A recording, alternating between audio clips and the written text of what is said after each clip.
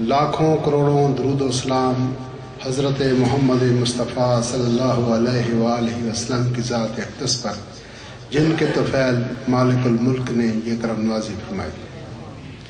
اللہ سبحانہ وتعالیٰ کا قرآن حکیم میں ارشاد ہے، اعوذ باللہ من الشیطان الرجیم، بسم اللہ الرحمن الرحیم، فادعونی استجب لکم، تم دعا کیا کرو میں اس کو قبول کیا کروں گا۔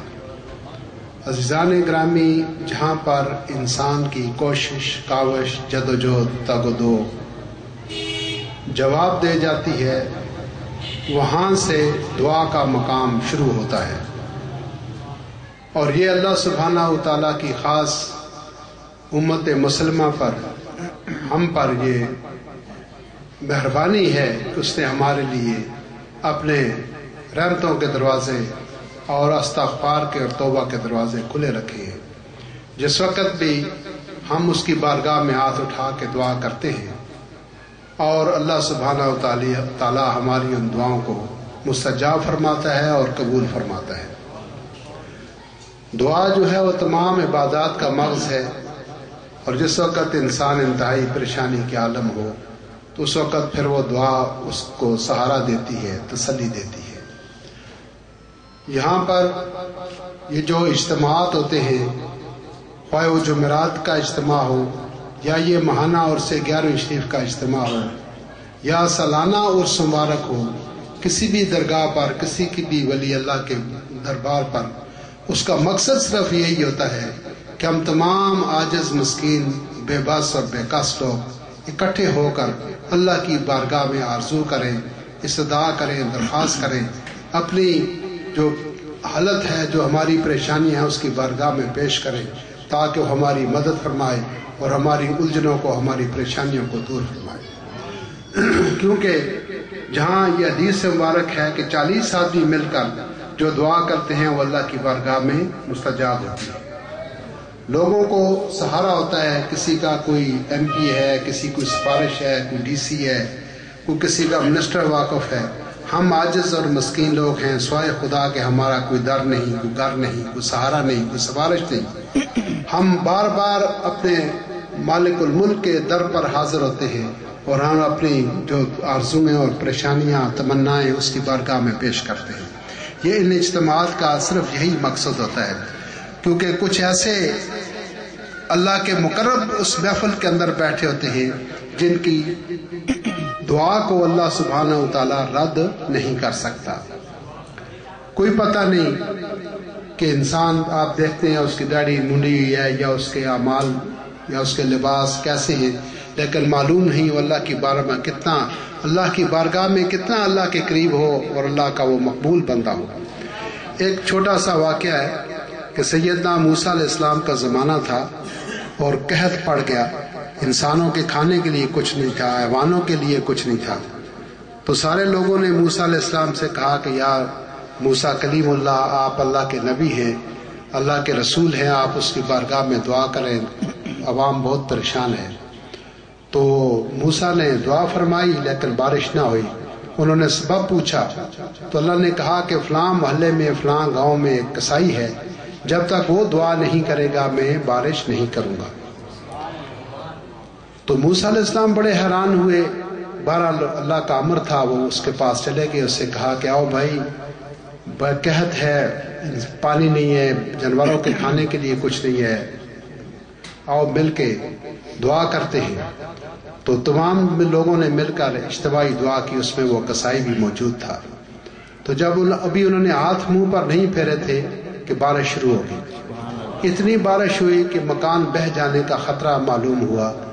تو پھر لوگ آئے موسیٰ کے پاس، موسیٰ دعا کریں بارش بند ہو جائے کیونکہ ہمارے مکان بہنے کا خطرہ ہے اور سیلاب کا خطرہ ہے۔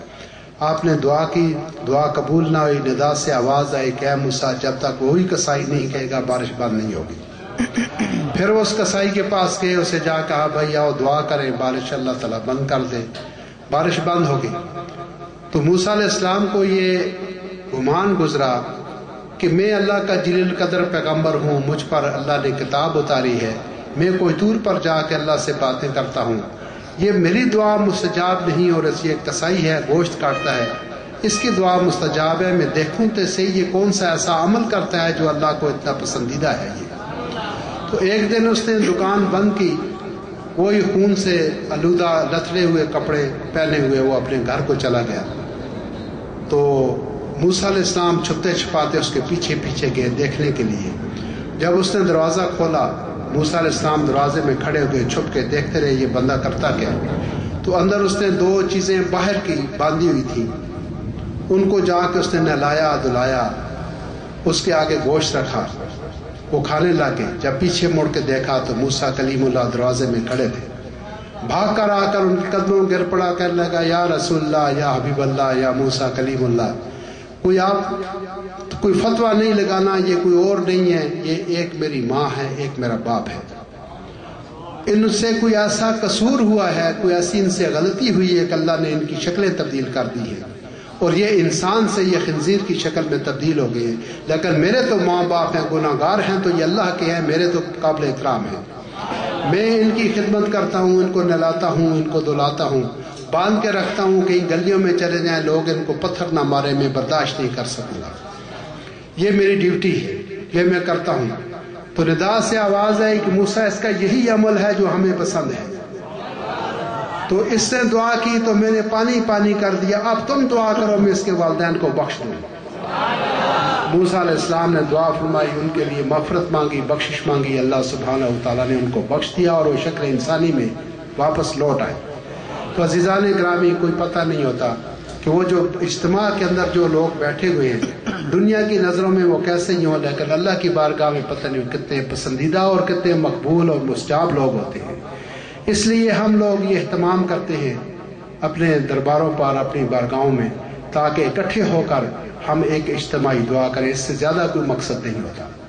تو آج بھی ہم سارے بندے مل کر اللہ کی بارگاہ میں دعا کریں گے، اور اس کے بعد یہ 14واں سالانہ عرس مبارک انشاءاللہ تعالیٰ اگلے مہینے جنوری کی 11، 12، 13 جنوری کو ہوگا۔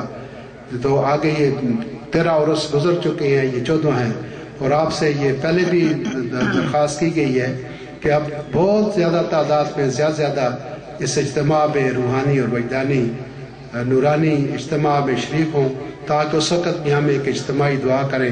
اللہ سبحانہ وتعالی ہم پر، ہمارے گھروں پر، ہمارے شہروں پر، ہمارے اس ملک پاکستان کے اوپر اللہ راضی و رحمت فرمائے۔ اب ہم دعا کرتے ہیں، آپ سب ہمارے ہر لفظ کے بعد آمین کہیں، اور اپنی دلی جو آرزو مراد ہے وہ اپنے دل میں رکھیں۔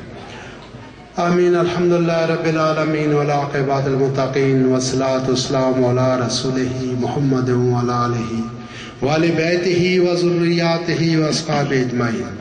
مولا کریم جو یہاں پر ختم خواجگان پڑھا گیا، تیرے نام کا ذکر کیا گیا، دعا میں پاک تیار کیا گیا ہے، سب تیری رضامندی اور خوشنودی کے لیے۔ مولا کریم سارے کلام پاک و دعا پاک و اپنی بارگاہ میں منظور، مقبول و مستجاب فرما۔ مولا کریم سارے کلام پاک و دعا پاک کا ثواب آقا دو جہاں محمد مصطفیٰ صلی اللہ علیہ وآلہ وسلم کے مبارک کو پہنچے۔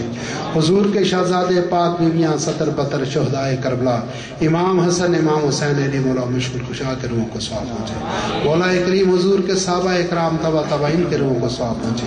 مولا کریم حضور کی مسلمین مسلمات مشرق مغرب شمال جنوب مر گئی سب کے روحوں کو ثواب پہنچے۔ مولا کریم جتنے حاضر مجلس یہ بچے بیٹھے ہیں، اوپر بچیاں، ان کے لوائقین اقربا عورت مرد چھوٹے بڑے اس جہان فانی سے طرفدار بقا کے چلے گئے، اللہ پاک سب کے روحوں کو ثواب پہنچے۔ مولا کریم اس روئے زمین پر جس کا کوئی بھی دعا کرنے والا نہیں ہے اس کے روحوں کو ثواب پہنچے۔ مولا کریم غوث اعظم معبود سبحانی عبد القادر جیلانی شہنشاہ بغداد کے روحوں کو ثواب پہنچے۔ اللہ کریم اس روئے زمین پر جتنے غوث قطب ابدال کلندر اولیاء اللہ گزرے ہیں سب کے روحوں کو ثواب پہنچے۔ مولا کریم بالخصوص ہمارے پیر صاحب شاہ ادریس رحمۃ اللہ علیہ کے روح کو ثواب پہنچے۔ اللہ کریم ان کے درجات کو اپنی بارگاہ میں بلند فرما۔ اللہ کریم جنت الفردوس میں اللہ ورفع مقام عطا فرما۔ اللہ کریم ان کے آستانے پر ذکر اپنا درود اپنے نبی کا لنگر غوثیہ قیامت تک جاری رکھنا۔ یا اللہ جتنے دکھیا لوگ، پریشان حال، بیمار لوگ، زمانے کے ستائے لوگ اس دربار پر آتے ہیں، مولا کریم بد و فیض سرکار دو عالم صلی اللہ علیہ وسلم ہر آنے والے کے دکھ دور فرما دے۔ مولا کریم ہم تمام حاضر مجلس کے اللہ صغیرہ کبیرہ گناہ معاف فرما۔ اللہ کریم ہماری خطاؤں کو بخش دے۔ مولا کریم ہمیں اپنی محبت، اپنے حبیب کی محبت، اپنا عشق کملی والے کا عشق عطا فرما۔ جب تک اس دنیا میں رہیں تیرے محبوب کے غلاموں میں رہیں، جب اس دنیا سے جانا ہو تو تیرے محبوب کی غلامی میں جائیں، روز محشر میں آنا ہو تو اس وقت بھی ہمارے گلے میں تیری محبوب کی غلامی کے پٹے پڑے ہوں، اہل محشر پکار اٹھے وہ دیکھو غلامان مصطفیٰ چلے آئے۔ اللہ کریم ہمیں اپنی بارگاہ سے، اپنی جناب سے اپنے حبیب کی غلامی عطا فرما دے۔ اللہ کریم اپنے محبوب کی محبت عطا فرما دے۔ اللہ کریم تمام حاضر مجلس پر راضی و رحمت فرما۔ اللہ کریم بیماروں کو شفا عطا فرما۔ اللہ کریم قرض داروں کو قرضوں سے نجات عطا فرما۔ اللہ کریم محتاجوں کو غنی فرما۔ اللہ کریم جو بے اولاد ہیں ان کو اولاد صالحہ عطا فرما۔ اللہ کریم اس ملک پاکستان کے اندر امن و امان عطا فرما۔ اللہ کریم مہنگائی بے روزگاری کا خاتمہ فرما۔ اللہ کریم تمام پریشان لوگوں کی پریشانی کو دور فرما۔ اللہ کریم یہ جتنے ہمارے حضرات بیٹھے ہیں دور دراز سے تشریف لائے ہیں، اللہ ان کی حاضری کو اپنی بارگاہ میں قبول فرما۔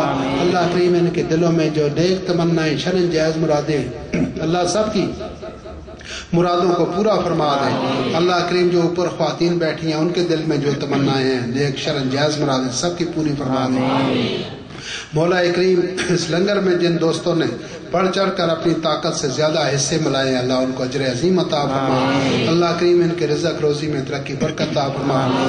مولا کریم جو حضرات کاروباری ہیں، ٹرانسپورٹ کا، ہوٹل کا، سبزی فروٹ کا، کسی قسم کا کاروبار کرتے ہیں، اللہ ان کے کاروبار میں ترقی برکت عطا فرما۔ مولا کریم جو ملازمت پیش ہیں، اللہ ان کی ملازمتوں میں ترقی برکت عطا فرما۔ اللہ کریم تمام حاضر مجلس پر راضی رحمت فرما۔ ان اللہ و ملائکتہ یصلون علی النبی یا ایھا الذین آمنوا صلوا علیہ وسلموا تسلیما۔ صلی اللہ علیہ وسلم صلاۃ و سلام علیہ۔ سبحان ربک رب العزۃ عما یصفون وسلام علی المرسلین والحمد للہ رب العالمین برحمتک یا ارحم الراحمین۔ حق لا الہ الا اللہ محمد رسول اللہ۔ بچوں لنگر بالکل